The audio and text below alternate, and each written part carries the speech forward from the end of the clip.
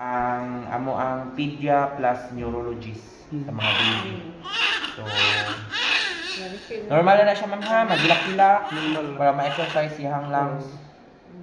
Mailhan mo siya o gutom na siya ha, kaya hang kamot mato na siyang baba. If inana, Wala kayang mama niya. Yan ang kaunan niya. sige lang, wala ka na ka mama. Tapos dili jud mo kadidi para isa po naman din na tendency nga ingon mo usahay nga. Sir, ma'am, dili walay gatas ang mama. Dahil mangayo mo sa pediatrician kato ka dok.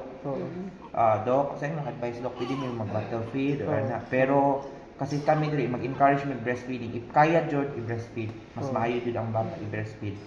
Lahi ra jud siya kung i-bottle feed. Oo. Tapos i-burp niyo kung kisay ka balo magpa-burp, anak lang ha ipa-burp. Hindi mo Oo. Isag sa mama mo magpatutoy Pag human og padidik sa mama kanang mabusog na siya, ipadugab ninyo.